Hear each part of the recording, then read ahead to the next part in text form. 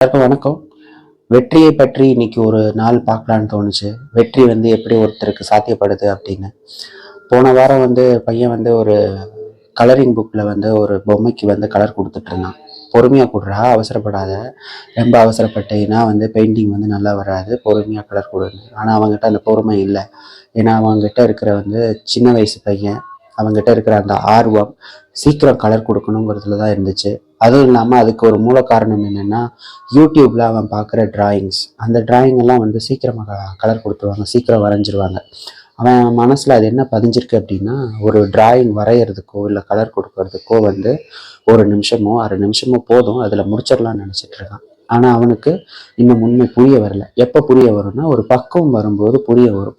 அவனுக்கா தோணும், ஓகே ஒரு டிராயிங் வரைகிறதுக்கு இவ்வளோ நேரம் ஆகும், ஒரு கலர் கொடுக்கறதுக்கு இவ்வளோ நேரம் ஆகும் அப்படின்னு.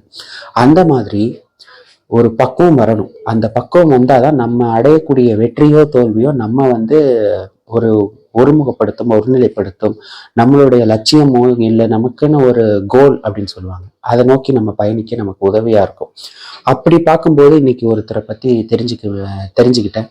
அவர் 5126 தடவை தோல்வி அடைஞ்சிருக்கார் தன்னுடைய முயற்சியில.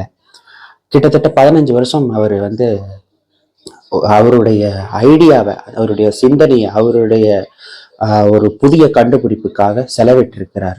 அப்படி செலவிட்டு அவருடைய ஐடியா ஒரு 5126 தடவை தோல்வி அடையுது. பல படிகள் ஏறி இறங்குகிறார், பல கம்பெனிகளுக்கு ஏறி இறங்குகிறார். அவரோட ஐடியா வச்சுட்டு அவரால் எங்கேயுமே போய் அவரோட ஐடியாவை சேல் பண்ண முடியல, அவரோட ப்ராடக்டை அவரால் உருவாக்க முடியல. 5127வது தடவை அவரால் அதை சாத்தியப்படுத்த முடியுது. கிட்டத்தட்ட 15 வருஷம். நம்மள எத்தனை பேர் 15 வருஷம் விடாம ஒரு குறிக்கோளோட நான் இதை செஞ்சே ஆவேன் அப்படின்னு தொடர்ந்து அதே பயணத்துல, அதே வழியில பயணப்படுவோம்னு எனக்கு தெரியல. 15 வருஷங்கிறதுலாம் ரொம்ப பெரிய விஷயம். இந்த மாதிரி இன்னும் நாட்டுல நிறைய பேர் இருக்காங்க. தொடர்ந்து தன்னுடைய உழைப்பையும் தன்னுடைய சிந்தனையையும் தன்னுடைய குறிக்கோளை அடைவதற்காக தொடர்ந்து அதிலேயே முயற்சி எடுத்துட்டே இருப்பாங்க.